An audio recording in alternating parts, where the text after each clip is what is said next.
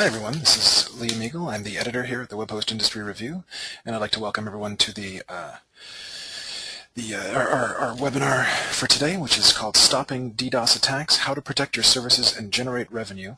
It's going to feature a presentation by Tom Binkowski, who is Director of Product Marketing, at Arbor Networks. I'm going to turn it over to Tom in just a few minutes, but I wanted to go through a couple of housekeeping things before we go. There's going to be a Q&A at the end, and there'll be an opportunity to have your questions answered at that point. You can feel free to submit your questions throughout the presentation, and if something comes up that's really relevant to what's being said at the time, I will certainly try to find a gentlemanly moment to interrupt and put the question to Tom. Another thing that we're going to be doing today is Tom's got a couple of audience poll questions that he's going to introduce during the session, so you're going to need to react to those. This is just a heads up to know that those are coming, and there's going to be a chance to sort of give your input on certain questions. The other thing is there's going to be an archive of the webinar going up on the WUR website after the fact, so it'll probably be up early next week, and it'll be at the wur.com/webinars, and Arbor Networks is also going to embed that on their site somewhere, so you can go there and check it out. If you have a question that doesn't get answered during the Q&A period, we will have a record of all of those, so someone will follow up with you afterwards. And finally, if you want a copy of the slides, Tom's contact info will be online on screen during the Q&A period. So if you if you have a question that you don't want to ask in public, you can certainly contact him directly, and you can get a copy of the slides, or you can ask him your questions offline. So, without any further ado, I'm going to turn it over to Tom. And Tom, do you want to take it away? Yes, sure. Thank you very much, everyone, for joining today. I'll just give me the screen here. All right. Yeah. Okay. Second.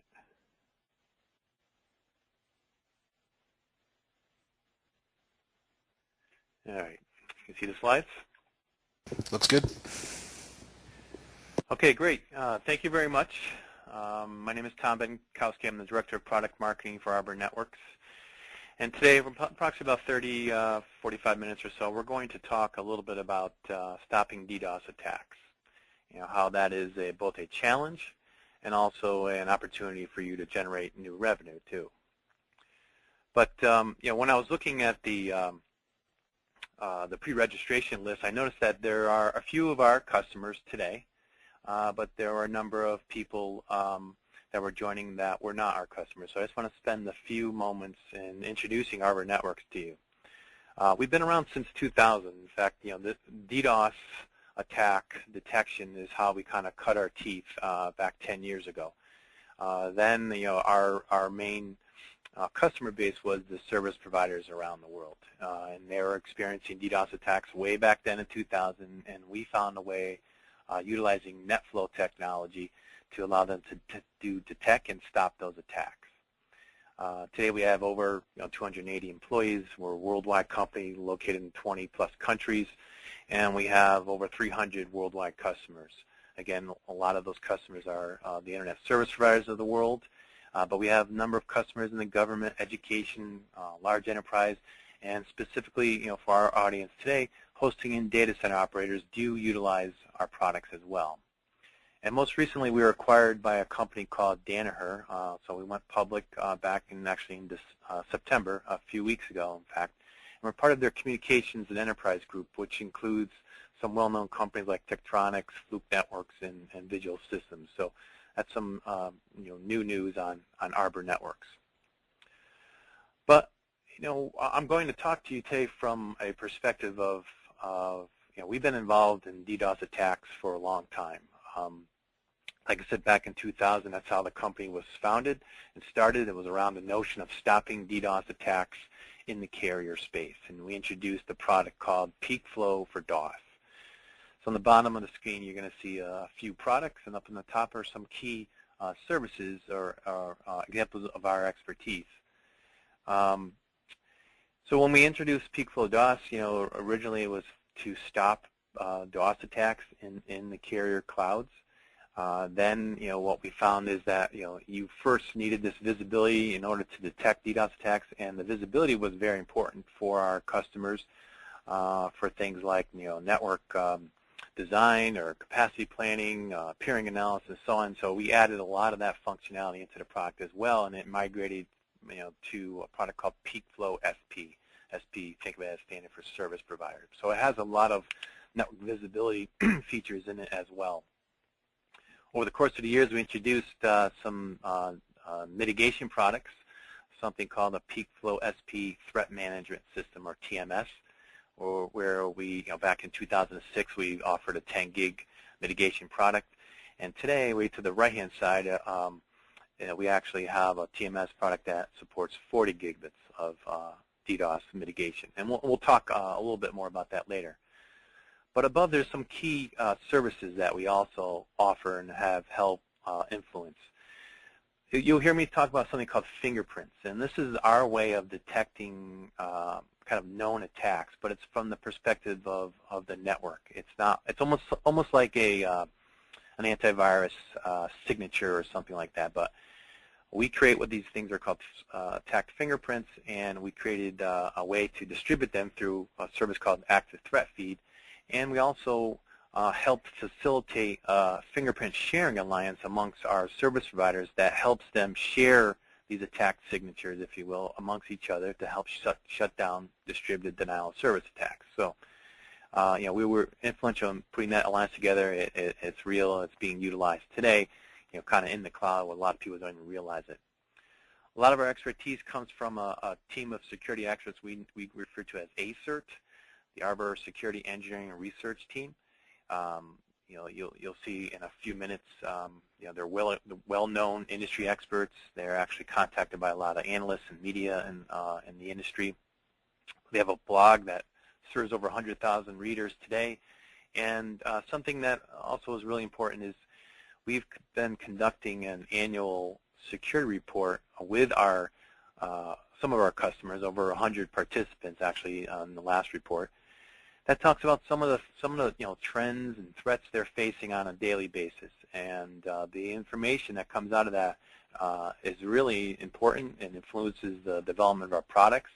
And it's also, kind of gives you a glimpse of what's happening in the industry or on the internet today. So again, we've been around for a number of years. We're experts in DDoS attack detection and mitigation and analysis. And just once again, that ACER team is constantly asked for expert commentary by the analyst community, the media outlets here, for example, BBC, and so on. So enough about us. Let's talk about you. I know the audience consists of different types of hosting providers, data center operators, co-location providers, DNS service providers. So, I know there's many different types of customers potentially on the line. But, the fact is that, times are good for you, or they're going to be getting better.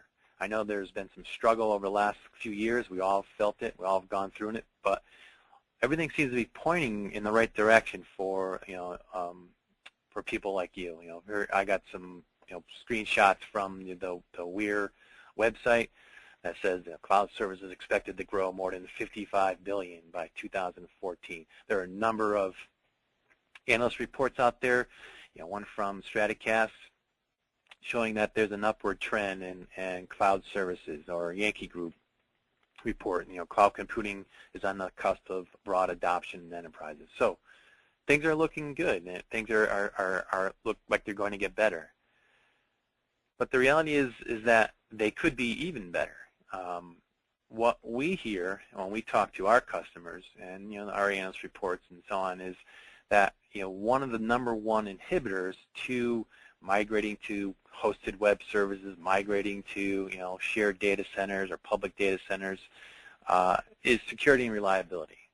Enterprises are still concerned over that, and they want to make sure that when they do migrate their services to some service provider, that they have some level of security in place, disaster recovery procedures in place, and so on. So it's a big concern, and there are a number of reports out there that kind of echo that. And here's just a few from Gartner, and from Yankee Group and Stratocast Group and so on, that really show how security and reliability is one of the top concerns. Here's a nice quote from Yankee Group, basically saying, here's the bottom line. Enterprises are hesitant to move to cloud computing because cloud providers offer less than adequate security. So, basically you can spur that adoption by talking about the security that you can offer your customers, talking about the reliability you can provide your customers, and so on. That's what today's webinar is really about. And there's good reason, really, for their concern. Like I said, Arbor conducts an annual survey called and produces the results of that survey in a report we call the Worldwide Infrastructure Security Report. We've been doing it for the last 5 years.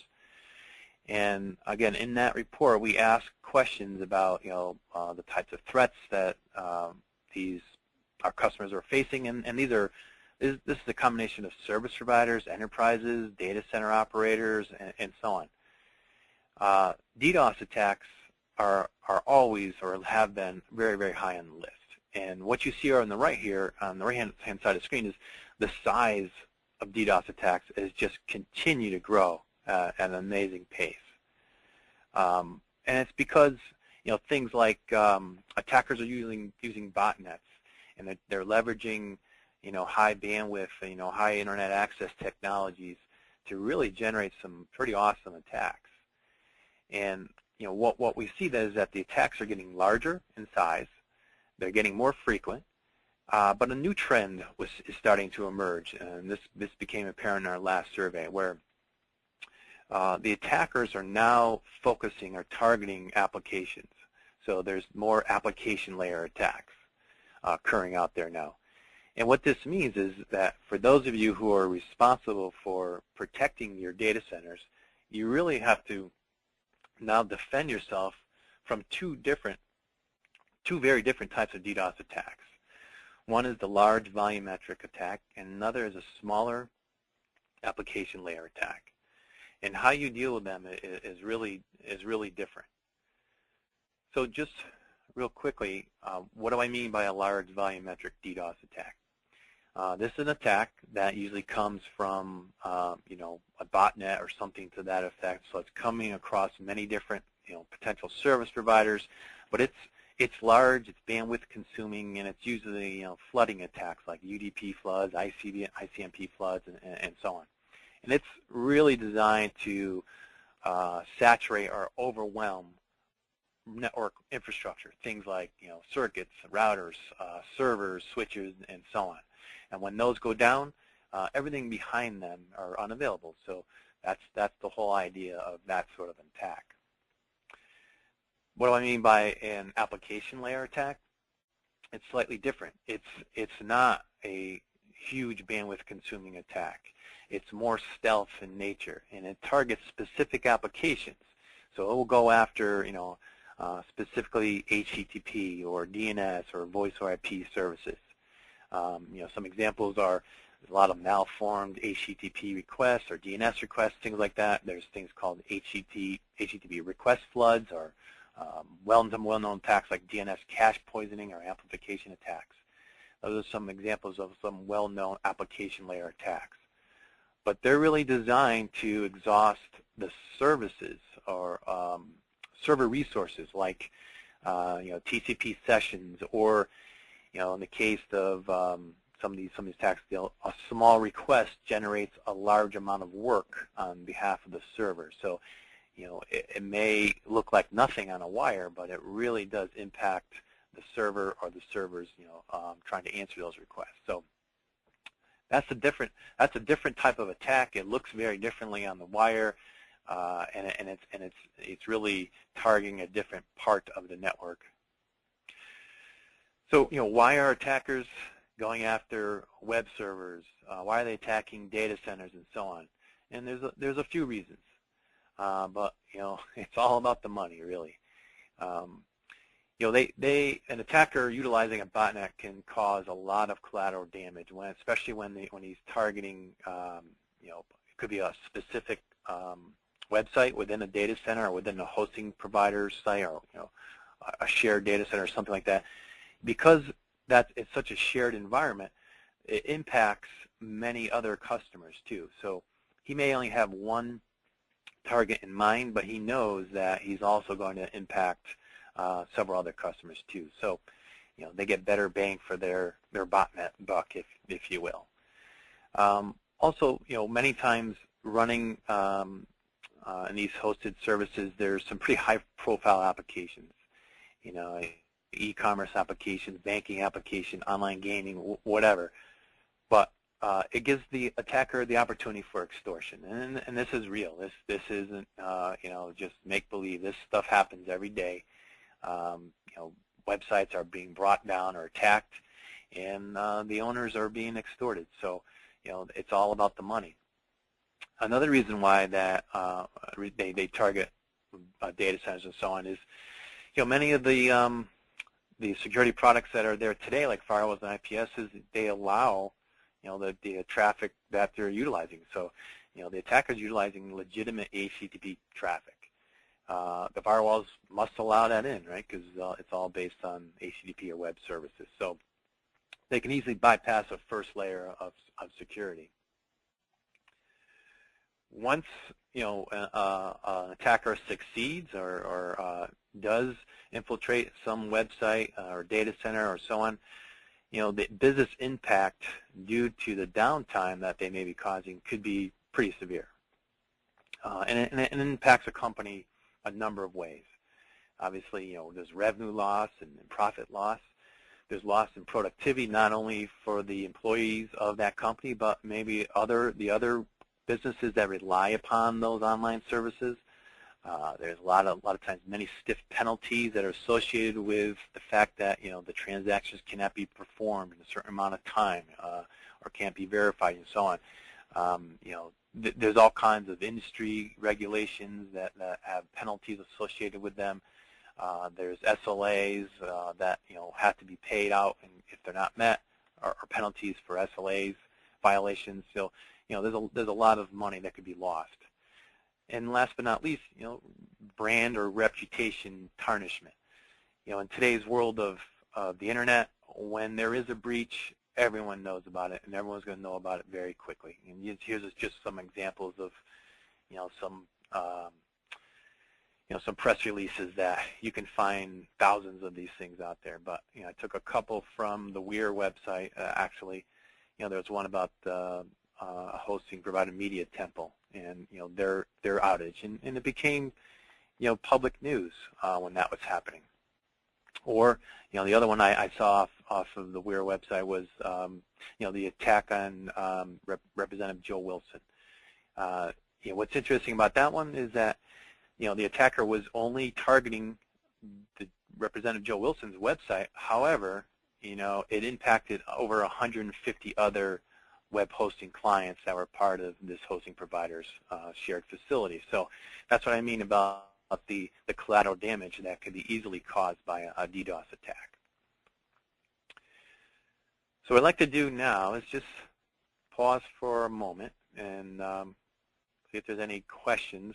But in the meantime, what I'm going to do is open up a poll here. I'm interested in knowing, those of you on the line, how frequently have you experienced, how frequently do you experience DDoS attacks, if at all?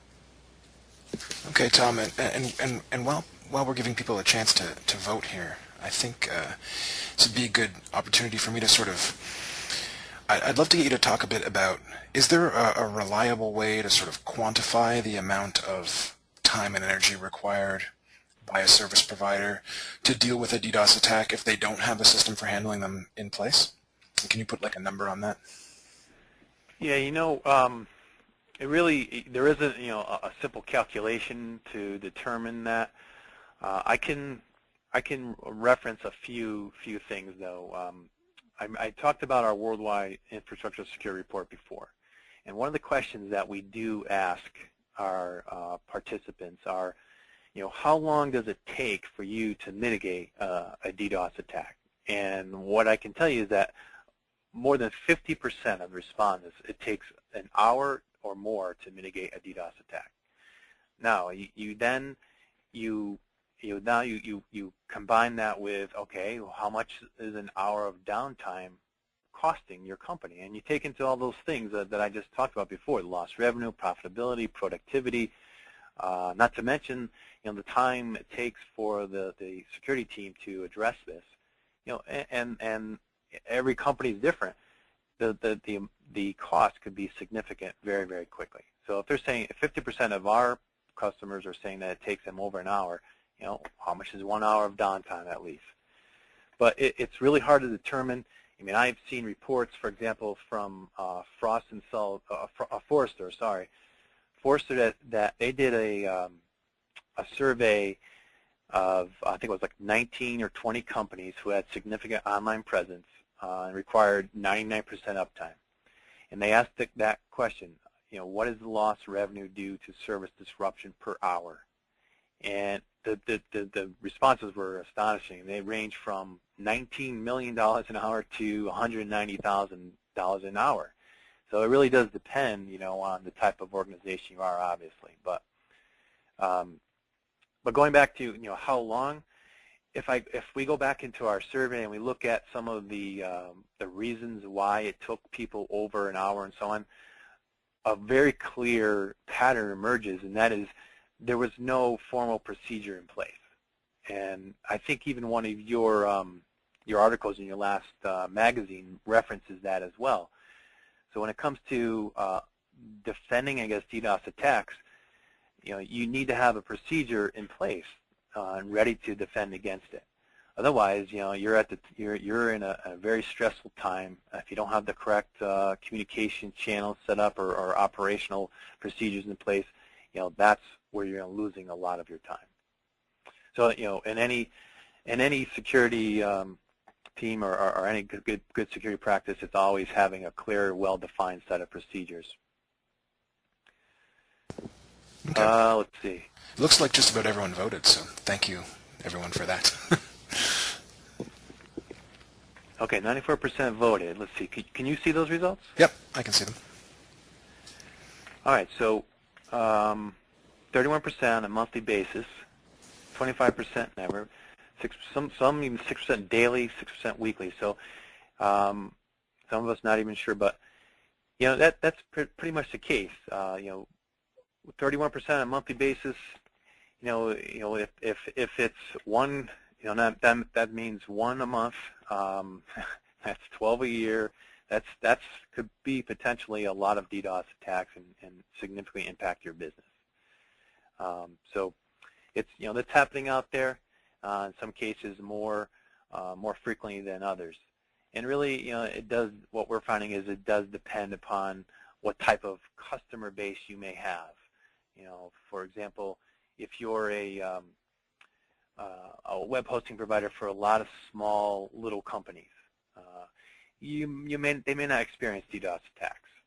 But if you're a hosting provider for an e-commerce company or a gaming company or adult content hosting company, they experience a lot of DDoS attacks. So and it's very important for you to shut them down as quickly as possible. So it really does depend upon the type of customers that you do have. And like I said, it's all about the money. So the attackers are looking for the prime targets where they can extort. All right. Good. Okay. Well, here's some of the problems that we're all facing. And that is that some of the traditional security products, I'm assuming the poll is off the screen now? I think I can hide that for you, Tom. Yeah, there you go. Okay. So many organizations rely upon some of the more traditional security products like firewalls and IPSs for DDoS protection. And what we're going to talk about in a few minutes is that firewalls are good and IPSs are good for certain things. They definitely provide things like policy enforcement at the edge, network address translation. They can look specifically for known malware in the packets and quickly filter them out. So I'm not saying that you don't need firewalls and IPSs. I'm saying that they just aren't providing the adequate protection when it comes to some DDoS attacks. And in fact, attackers know this, and they can routinely elude a firewall and IPS, or there are a lot of times when they actually target the firewall IPS with DDoS attacks, and we'll go over that in a couple of seconds here. So, here are some reasons why firewalls and IPS can't stop some DDoS attacks, and it's based upon the inherent characteristics or the way they were designed from the beginning. Firewalls and IPSs primarily policy enforcement points along the data center edge, and by default they're going to allow in certain protocols that attackers are going to try to exploit, like HTTP, for example. So what happens is that the attackers are easily bypassing one of the first layers of security in a data center. Firewalls and IPSs must maintain what's known as TCP state information. So any stateful firewall has to keep track of the different TCP sessions or connections going through it. Many times, or in most cases, these firewalls are inline-only devices, and under certain duress, like under an attack that may be exploiting that, or heavy use data centers or circuits, they could become a single point of failure in that network. And again, hackers know this. They target firewalls with specific types of attacks that are designed to exhaust the TCP sessions or the state tables inside these devices. Things like TCP SYN floods, as a simple example. But there are many times that we have heard of situations where the firewall fails, which in turn, successfully completes a DDoS attack. IPS devices are, looking for known threats via, signature matching. So it's binary pattern matches in the packets themselves. Many times DDoS attacks, they're not normally matching signature-based threats. In fact, they're good traffic. They're usually following the rules of the protocol and so on. So that means that the IPSs are really, blind to certain DDoS attacks. And firewalls and IPS conduct their detection on a per network or session basis, so they're very myopic in view. It's whatever that they are sitting in line. They're looking at that, 1 or 3 or 4 or whatever links that they may be connected to, but they're not looking at them holistically, aggregately. It's on a very per network or session basis. So the fact is that they're really unable to detect true distributed denial of service attacks, which may be coming from multiple links. So, you need the ability to see across multiple links and kind of bring it together in an aggregated view to detect some DDoS attacks. So what do you do? Really, what you should do is take what's known as a layered defense approach, and this is a pretty well-known best practice in the security industry. It's not anything new, but it really is a way you should address DDoS attacks, and it's called different things: layered defense, defense in depth, layered security, and so on. But the fact is that your firewalls and IPSs need assistance from products that were designed from the ground up to stop DDoS attacks, and we call these products intelligent DDoS mitigation systems. So when you are looking at an IDMS, there's some key features that you want to make sure that are in the IDMS. One is, how can it be deployed? Inline, sure, but we know potentially there's pitfalls there, a single point of failure when it's inline. But you also want the ability to deploy it out of band, and I'll talk a little bit more about what that means. There are many cases where when you're under attack, you don't want your security product to be the source of failure when sitting in line. So you want the ability to redirect traffic out of band during the time of attack to your mitigation device.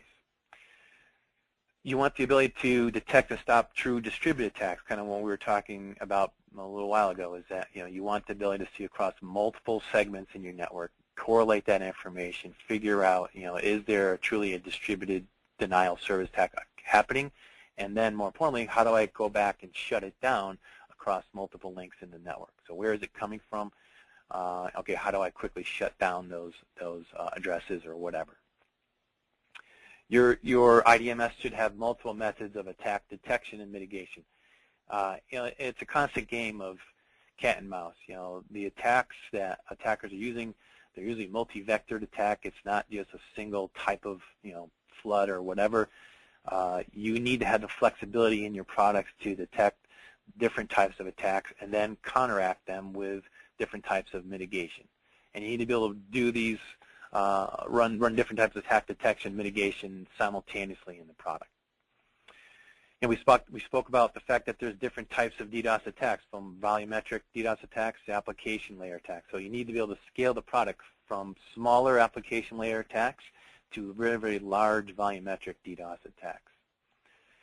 And one of the things that we're going to talk about in a few minutes is that you want to be able to leverage these products to deliver managed security services too. So you want to hope that they're a platform so you can generate revenue from them as well as protecting your own infrastructure or your customer services. And last but not least, since it is such a cat and mouse game, you want to make sure that you're investing in a company or products that are backed by proven industry experts who are constantly ahead of it or are doing their own investigation research in the area. They're known industry experts, and that expertise gets reflected back into the product. So very important that the company you're investing in stays ahead of what's happening out there as far as threat and activity. So when we look at that IDMS and how does it integrate in with some of the other security products and say your data centers? So when we're talking about a volumetric DDoS attack, really the best way to stop a volumetric or large DDoS attack is upstream. Now, this could mean a couple different things. It could be upstream within your own network. So if outside the data center network, you may have another set of routers and switches and so on. I mean upstream there. But really, it's really meant to be partnering with your ISP in some cases. So before it even hits your data center, even hits your premises equipment, you want the ability to mitigate that traffic in the service provider cloud. And some of you on the line, I don't know, may even be a service provider. So you may have access to your own clouds in front of your data centers to do this. And and the whole idea is by the time it reaches an inline security device deep down in the data center, on the edge of the data center, it's usually too late. You can't access those products, or they're already being overwhelmed with a large volumetric DDoS attack. And just as importantly, your deployment method should be out of band when it comes to these large DDoS attacks. Again, you don't want them being overwhelmed inline and becoming a single point of failure. Many times we have seen our customers actually utilize this, partnering with their service providers who offer these sort of services or within their own network. And it's meant to protect not only their data center, but some of their other security products like their firewalls and IPSs from these DDoS attacks. When it comes to defending against an application layer DDoS attack, your approach is slightly different. Now you want to get closer to your data center. You want to be more granular in your attack mitigation because it's going after, specific, could be going after specific protocols or applications, URLs, and so on. So you need to be a little bit more granular when it comes to your attack mitigation. So you want to get closer to where your attack targets are. So in this case, you're going to be within your data center. If you're relying upon your ISP or in the cloud for this, they just they won't be able to provide you that level of granularity that you're going to need against these application layer attacks. Your deployment method could be inline, or it could be out of band. And then it really does depend upon the nature of your data center network, the expertise of the people running the data center, and so on.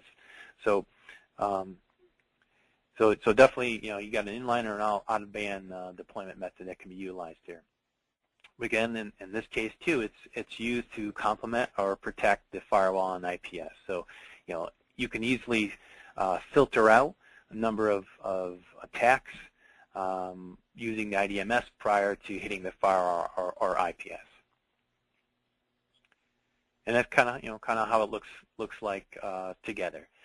So a true layered DDoS defense solution is not only leveraging firewalls and IPS for a certain amount of protection, but it's also deployed in different portions of the network. Could be in the ISP's cloud or more upstream in your network for the large volumetric DDoS attacks, or on the data center edge or deeper into the data center for the application layer attacks.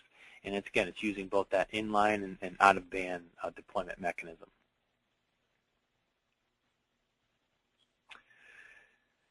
So very briefly, I'm just going to go over our peakflow SP product. This is our IDMS solution. Like I mentioned to you earlier, it's based upon the peakflow SP solution, but peakflow SP really does three things. It provides you really broad network visibility, and it does this through leveraging IP flow technology that you may have in your routers and switches, and it also does this through deep packet inspection as well. When it does detect an anomaly or a threat, there's multiple ways of detecting it and mitigating it and so on. So it's a very comprehensive solution for threat management. And last but not least, we'll talk more about this in some upcoming slides, is that it's also a platform that will enable you to deliver managed DDoS protection services too.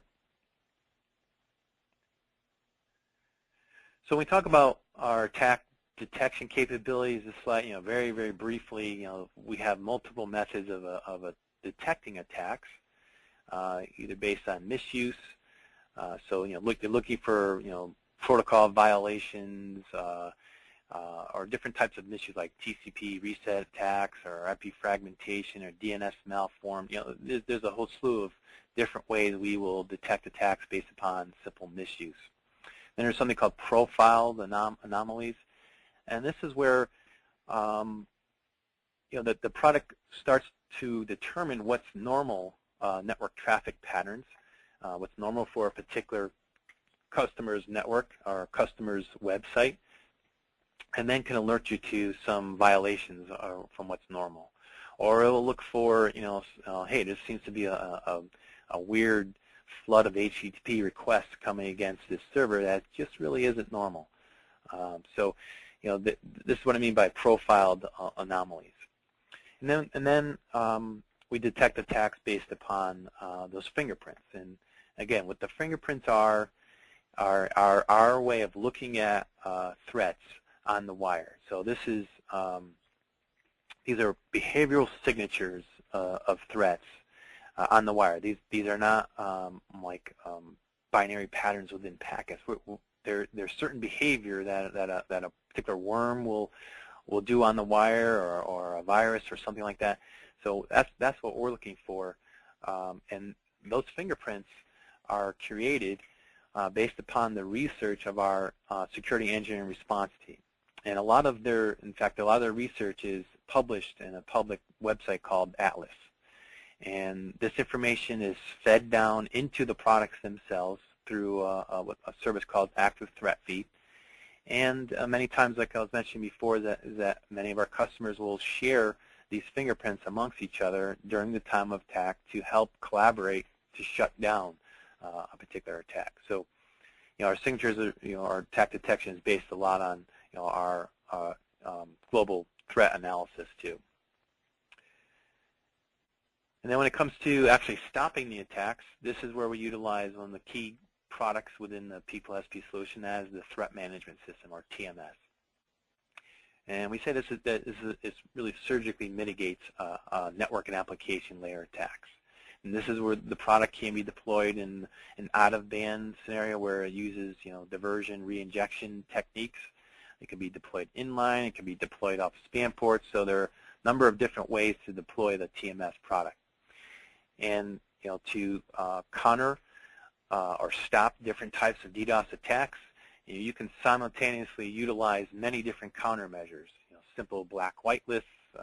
There's baseline enforcement and rate limiting There's very complex packet and payload-based filtering mechanisms you can put in place. There's a lot of anti-spoofing capabilities through authentication enforcement. So there are a lot of different ways to stop both network and application layer attacks. An interesting one is what we call GeoIP. Many times you're seeing attack traffic come from certain countries, and now there's a very easy way to shut down that attack traffic. In addition to the TMS device actually mitigating attacks, it has a lot of other features such as packet capture and decode. There's a real-time dashboard, and there's a lot of reports that you can generate from the product. And it has actually some application performance characteristics as well. So it'll look at jitter, packet loss, retries, and so on, because many times it's sitting next to the applications or servers that are running specific applications. It's conducting some deep-level packet analysis, so it kind of knows how these applications are performing as well. TMS comes in a number of different models, which really allow you to optimize your deployment, ranging from the 1200 in the lower left-hand corner, which is 1.5 gigabits per second of mitigation, all the way up to the upper right-hand corner where you see the TMS 4000, which is a modular or chassis-based solution, and you can add in 10 gig mitigation modules, take it from 10 to 40 gigabits very easily. So there's a wide range of different models allowing you to deploy your mitigation more optimally. And all this is managed from a single console, from our single Peakful SP console. So again, when you look at that layer DDoS defense solution, you can easily put in the Peakful SP TMS products to help protect you against both volumetric and application layer DDoS attacks. So before we move on, I'm just going to pause here, see if we have any questions.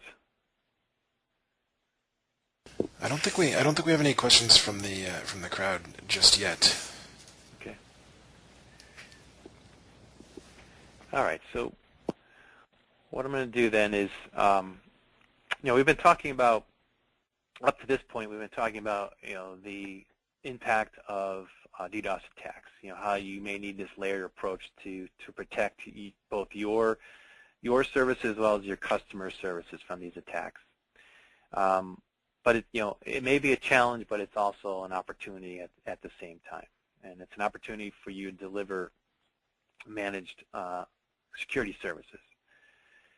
So, when I was looking at the WEAR website a few weeks ago, I noticed the last magazine, titled "What's Next." So that magazine, or that issue of the magazine, looked at what's happened over the last couple of years in your industry. Where is it forecasting to go? And as we talked about in the beginning, it's forecasted to go up. Yet even in your magazine, you did highlight a few key things that are very relevant to what we're talking about today, and that is, you need to add value through different types of services, and one of them is managed security services. So there was a whole article in there on value-add security tools, in which I know they did talk about DDoS protection services. There's another article in there on managing the mishaps, which kind of gets back to my point before about, hey, when you are under attack, you better have a procedure in place. Otherwise, it's going to be, the impact can be very severe. So it talks about, preparing for those types of scenarios. In fact, if I think back to the response in our survey, our worldwide security report survey, there was one comment in there that kind of stands out, and that was, one of the providers said, I wish more customers started, either buying these DDoS protection services, because those are the customers who have a procedure in place, and it's very easy for us to, to detect and stop an attack much quicker for those types of customers. But when someone's calling up, at the time of being attacked, it usually takes us much longer, and the impact is pretty severe sometimes. But there's all kinds of reports out there that kind of echo this. For example, the Frost & Sullivan North American Security Services market. There's also one for EMEA and APAC, but they both show that managed security services, or revenue from those services, will continue to climb over the next couple of years. As people start migrating these services to the cloud, or they start relying on hosting providers for the services, the managed security services value add is going to be very important. So with that, I'm going to open up another poll here. I'm just curious to see how many people on the line actually offer managed security services today. And I don't necessarily mean DDoS protection services. It could be managed firewalls, could be managed IPS or whatever. So I'm just curious to see how many of you offer managed security services today. Okay, and while we're polling the crowd, I'd like to ask you another question. So, people can see the poll that there's the sort of the distinction between companies that charge for managed security services and some companies that or for whom managed security services are just part of the package. I guess when you're deciding whether to charge or not charge for these kind of security services, is that something that you associate with a certain kind of service or a certain kind of customer? Yeah, and the answer again is kind of depends.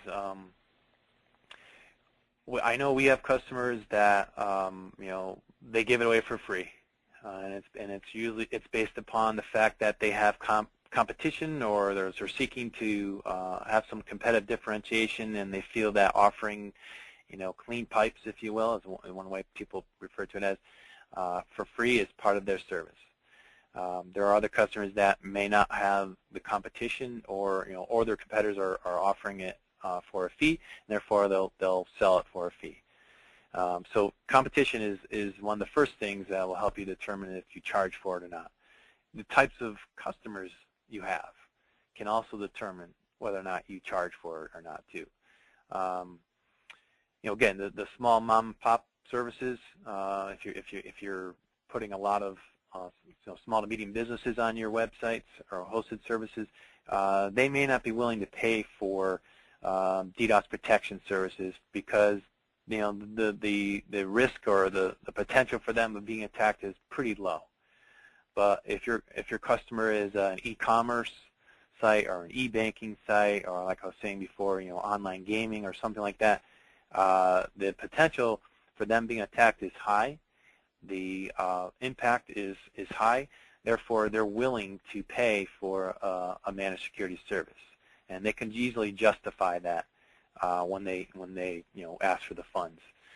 I think what's interesting to note is that determining the risk really is something that you as a service provider will have to talk about when you're delivering or trying to market your services. So there's a whole basic industry around that now. It's becoming much more it's becoming much more of a science rather than an art now. I mean, it's referred to as a couple different ways, but one is business continuity and disaster recovery services. There are experts, people in security and risk assessment who, that just solely focus their time on that. Things have changed over the last few years. And there was actually one report I was going to put in here, and it was going to show, it's actually a report from Forrester, where they polled about 1,200 small and medium business decision makers and about 1,500 enterprise budget decision makers. And they asked them, what are you going to be spending, what will you most likely be spending your IT budget on over the next 12 months? Number one on the list was IT infrastructure. Number two on the list was significantly upgrade disaster recovery and business continuity capabilities. So what that means is that your customers are starting to take a more serious look at risk assessment and disaster recovery and business continuity. And if you can offer those services or market those as part of your services, they're going to be more likely to listen to you and potentially go with you. So this is where they're looking to spend their money. The time is right. We talked about in the beginning, security and reliability is #1 inhibitor. get you want to make sure that when you talk about your services that you're talking about security and reliability, performance, and so on. But really, the overall cost depends upon again your customer and the risk, or the potential for disaster amongst your customers too. So let me close. Looks like I'm about 65% of the vote. Let's close this down and share it.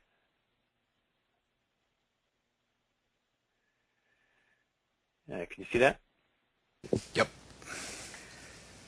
All right, so do you offer managed security services? 80% no, and we don't plan to. 36 no, but we plan to. 27 yes, and we charge. 18 yes, but we don't charge extra. So, again, it's kind of all over the place, and it really does depend upon your customers, your competitors, and so on. But at least you can see here is the vast majority of 36 and 27 either do and they charge for it, or they're planning on doing it. So that's good. That's good. All right, hide that. Poll's gone. Poll's gone. All right. So as I was saying in the beginning, one of the other key features, or one of the key capabilities in the P4SP product is that it's also a platform which you can deliver such services, i.e. DDoS protection services.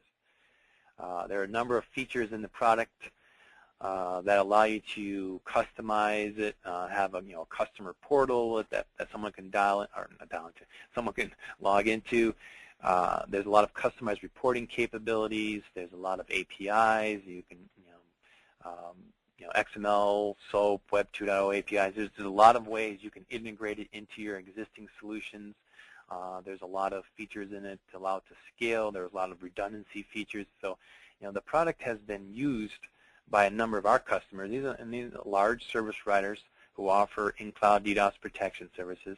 And now, in some upcoming slides, I'll talk to you about some of our data center operators that also utilize it for this purpose. But the product has been designed over the last 5 or 6 years to be a platform to deliver these managed DDoS services.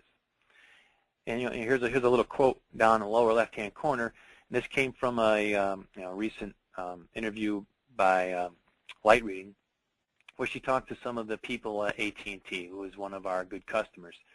And AT&T has a number of in-cloud and prem-based services based upon the Arbor products.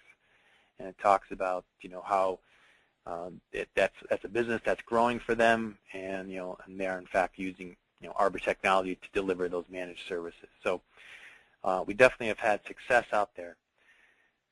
So if you're thinking of offering such a managed service, you have a number of things to consider. And again, this is all based upon from experience from the field, what we've seen some of our customers do. Some of the first things you need to think about are: is this going to be a shared service or a dedicated service? Am I sharing these products amongst multiple customers, or do I dedicate them to a single customer, or both? It just depends on who your customers are and what they may want to pay for. Which brings up the second one: how much do you sell it for? Sometimes it's a subscription. It's a percentage uplift over maybe some of your hosting fees. Sometimes it's an on-demand charge per event. Sometimes it's free, like we were talking about. And really, all that depends, again, on your market, your customers, what they're willing to pay. And so you really got to look at that whole risk assessment scenario or calculation. Detection versus mitigation, we have customers who charge separately for them. They may have a detection only, and that may seem kind of weird, but they'll detect the attack, then contact the customer saying, hey, we think you're under attack. From what we can see, the customer may have their own on-prem mitigation capabilities, which they'll then deploy. Or, there's also an opportunity for the service provider to say, hey, for a fee, we will stop this attack too. So. But I think in most cases, our customers are offering detection and mitigation together. Then when it comes to service level agreements, there's a bunch of different ways you can structure that as well. Few customers actually guarantee 100% of attack mitigation. That's a tough guarantee. But what you do see a lot is that they'll guarantee mitigation capability or capacity, or the fact that they will respond in a certain amount of time, or sometimes it's based on pure best effort. We will do the best we can to detect and stop this attack. So a number of things to consider when you are rolling out services. And finally, I just want to leave you with a few success stories. We've sold our products to a number of hosting providers and data center operators, and I just want to give you a sense of how they're utilizing them and what benefits they're getting from them. So iWeb, they're out of Canada. They use the product to maximize availability. So again, it goes back to what we were talking about in the beginning. You need to show that your services are secure and are reliable. They, in fact, do talk to their customers about the fact that they do use the Arbor P+SP solution, and they feel that's state-of-the-art. But it reduces the manpower and time that it takes to stop DDoS attacks. So we talked about how long typically does it take, an hour. I think I remember when I interviewed them, they said what took us a few hours now it can take us a matter of minutes to detect a DDoS attack. So again, when you're under attack, that time is very critical. There's a company called SDV Plurimedia. They're out of France. Now here's an example of a company that has some pretty high-profile customers. There are a lot of media outlets, newspaper outlets, and so on that I believe are their customers, and they're constantly under DDoS attack. For what's being said, the news being provided. So there's a lot of attacks against their customer base. And in this case, they use the combination of P+SP and TMS for the out-of-band surgical mitigation of DDoS attacks. So again, that's an example of depending on your customer base. IXIT, they're another European customer from Germany, but I highlighted this one, and again, these are the customers that are allowed us to use their logos and so on, and they're on our website. You can read the solution brief and listen to the webcast. I definitely encourage you to do that. But in IXIT's case, they actually deliver managed DDoS protection services utilizing our products, and they have a whole kind of a little menu of the different types of services. So they kind of slice and dice the product up to deliver different layers or different levels of service. For lack of a better word, gold, medium, and bronze, or something like that. Or I'm sorry, gold, gold, silver, bronze. And Hostopia, they're pretty well known. They're private level web services, wholesale provider of different web services, but they utilize the Arbor products to kind of protect their customers from DDoS attacks. And when in fact they are being attacked, they see how it's taking them much less time now to mitigate those attacks. So again, here's 4 success stories that we've highlighted.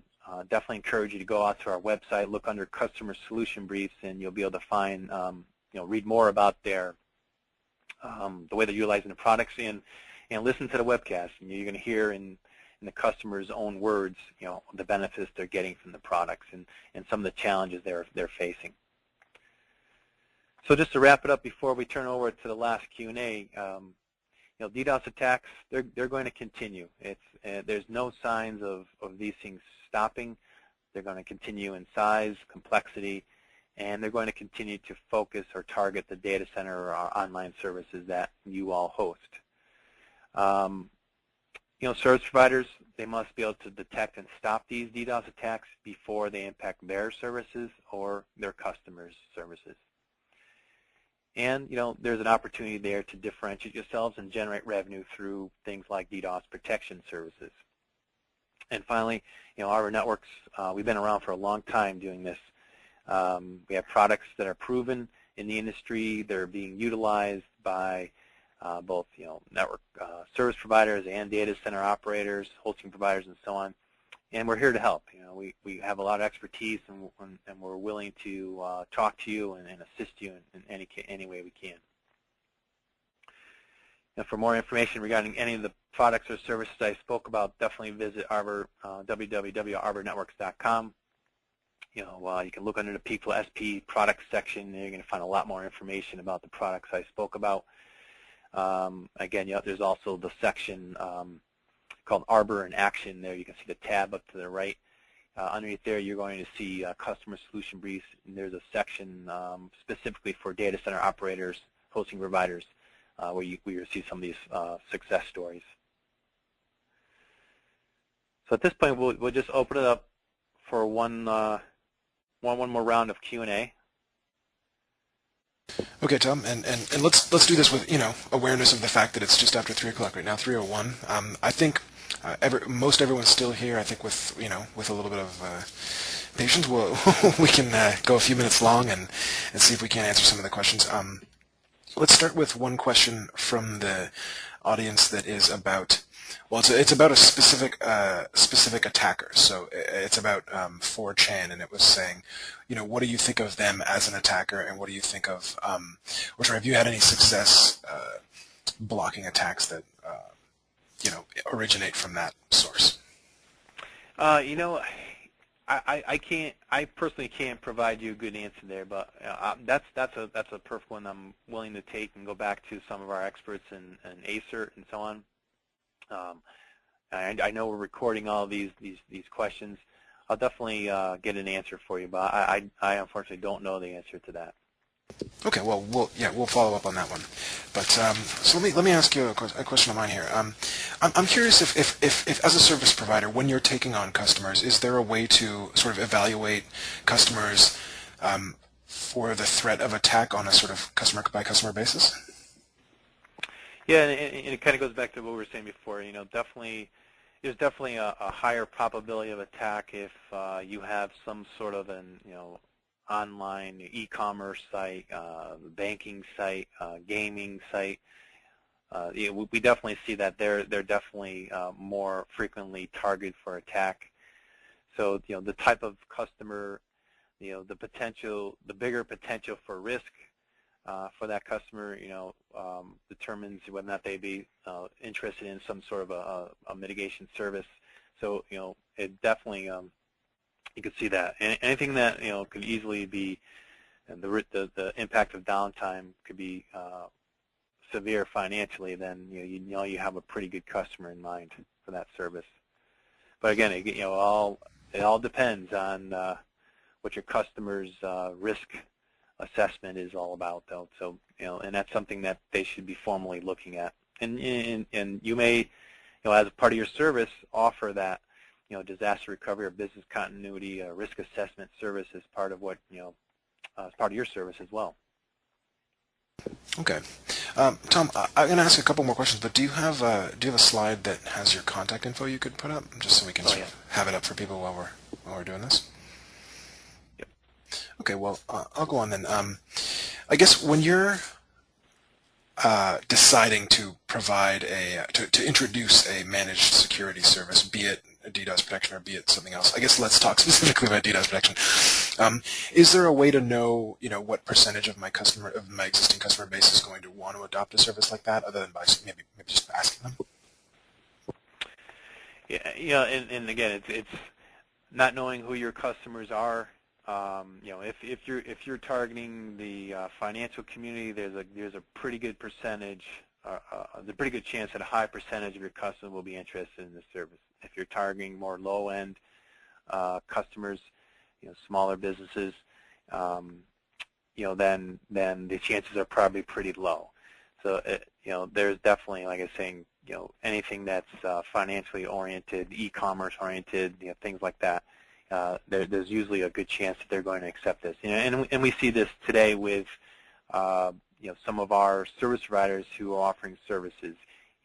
They go out and target some of their larger customers first, with their financial organizations and so on, because they know that's where the true value and someone has the ability to pay for it as well. Okay, I've got I guess another question from the crowd here is, I guess they're asking about the sort of process of blocking a DDoS attack, and they're saying, ultimately, wouldn't the volume of the attack just sort of overwhelm whatever mitigation system you're using unless somebody upstream is helping you stop the attack? Yeah, and again,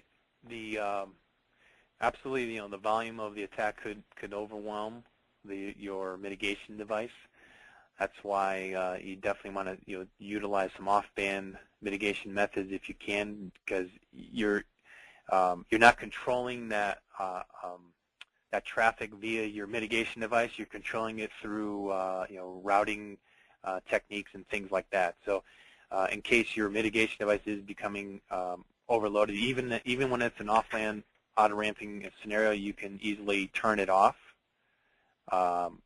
And so therefore it doesn't bring down the total network. But there's also, we're constantly being challenged with delivering, faster products as well. So that's why you see we're up to 40 gigabits per second, and in the process of looking at 100 gigabits per second. So we're also trying to stay abreast of the attacks out there. Again, that's why doing it in the cloud, maybe relying on your service provider who are also working with other service providers to stop these attacks, which are going to be coming from multiple sources. So it's not, most likely a huge attack like that is not coming from a single source. They're coming from maybe different places around the world. So you're going to have to, these service providers, they on a daily basis collaborate with each other to try to shut down these attacks. So yeah, definitely, you could be overwhelmed, but you got people like Arbor Networks that are trying to stay abreast of those attacks with faster performance hardware and so on. And then you have service providers in the industry who are working together to stop those attacks as well too. I guess like in any security sort of endeavor, it's kind of an arms race with the attackers, right?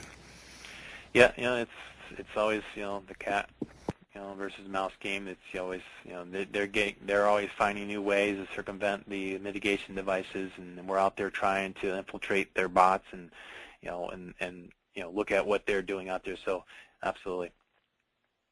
Okay, well we're just about maybe 10 minutes past the hour. Do you want to maybe look at that as a good point to wrap things up? Yeah, I think that's it. And if there's anyone who has any other questions that we maybe didn't answer on the webinar, we'll have those recorded, and I'll respond back to you or Liam. Or you can feel free to contact me. My information is on the screen.